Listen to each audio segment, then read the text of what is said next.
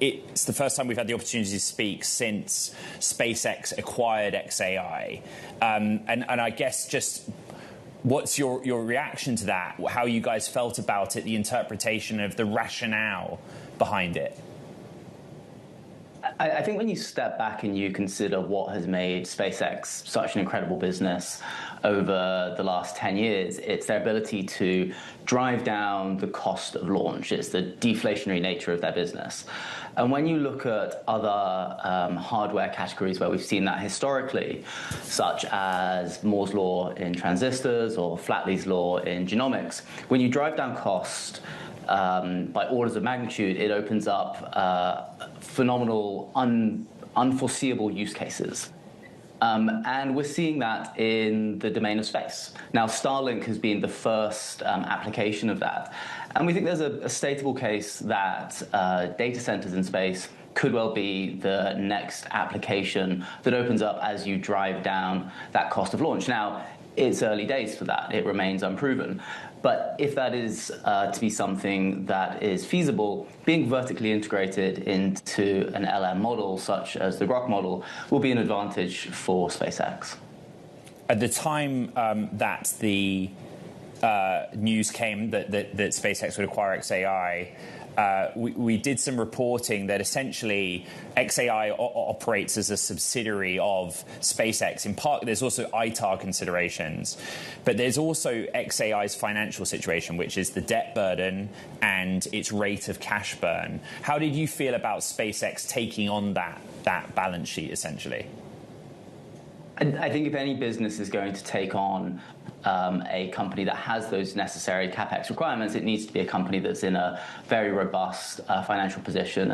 And SpaceX is in a privileged position of having not only a very strong balance sheet, but having strong profitability and cash flow dynamics. And so the combination of a business that does require significant capex in the form of xAI, alongside a business that has a history of high capex investment, but has been able to show how that can translate into very strong levels of profitability, I think could be a strong combination. Kyle did, I think, a pretty good job a few moments ago explaining the sort of technicalities of a transaction close like this.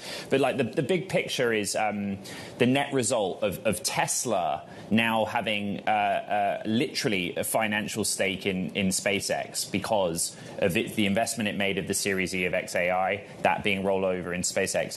The Elon Inc. Story is kind of coming together. How do you feel about that? The proximity of those two giants. I think there's always been a complicated web of interconnections between Elon Musk's companies. And we saw this as Tesla owners when they acquired SolarCity. Ultimately, what will drive shareholder returns will be the strong execution and growth of these businesses. And at the time of the SolarCity acquisition by Tesla, it was controversial. But in the end, it turned out not to really matter because Tesla was such a phenomenally successful business. And we believe that dynamic will exist here with SpaceX. It is probably one of the businesses in our portfolios with one of the most robust competitive advantages and growth opportunities. If you look at orbital launches done annually, SpaceX is leap and bounds ahead of anybody else. It has an incredibly strong market position, a very strong proposition to its customers, and we think ultimately that will be the main driver of returns for shareholders. We're showing kind of the rest of your portfolio of private company investments, and I get that's actually split across more than one trust, right? But what those companies all have in common is the staying private longer. Many of them have done tenders or secondaries. Explain, what's happening in that private markets, in that private market that's supporting that theme. Yeah, so there are really sort of two kinds of transactions that we see happening in the later stages of the private markets. We are continuing to see very large primary capital rounds where companies are raising capital to invest in their businesses. And there it's businesses such as Anthropic, such as Anduril, such as Wave, that are raising billions of dollars to invest in the huge market opportunities that they have. But that capital that they're raising is going into their businesses for investment. You then have a second category of large late-stage transaction, which are secondary transactions, where either early shareholders or employees are selling to other shareholders. And I would categorize the transactions done by the likes of Databricks or Stripe, or indeed some of the transactions that SpaceX have done in this camp. Now, what's making that possible is the fact that you have businesses in very strong financial positions that are, in many cases, generating cash flow, where they actually don't need more external capital, but where there's clear demand for their shares.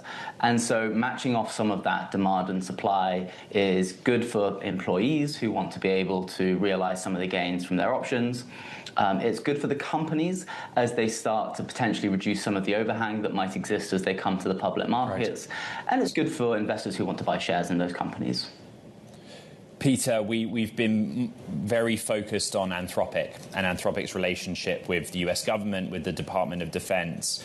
My understanding is that there's like this group of investors that basically applaud Dario Amodei for taking, having red lines, but also, you know, there's this belief that there is a commercial advantage in holding that moral high ground. They would cite the data of Claude's placement on the different app stores and downloads activity after the Pentagon labeled it a potential supply chain risk. But it's that sort of commercial opportunity of taking the moral high ground that I wanted to ask you about and your thesis towards Anthropic in that respect. I personally wouldn't contextualize it within the realms of moral high ground. I think this actually comes down to business culture. So one of the things that we really focus on when we diligence business is the cultures of organizations. And there we're not looking for good cultures or bad cultures. We're looking for effective cultures. And we're looking for cultures that will be instrumental in driving the performance of businesses. And one of the things that's striking about Anthropic is that they have a very strong culture around AI safety. And over the long run, you do need to make sacrifices to maintain cultures. And so where we see companies, and we're seeing this in the case of Anthropic, making sacrifices and taking difficult decisions to act in ways that are congruent with their cultures, we applaud that because we think it enables companies to survive and thrive in the long term.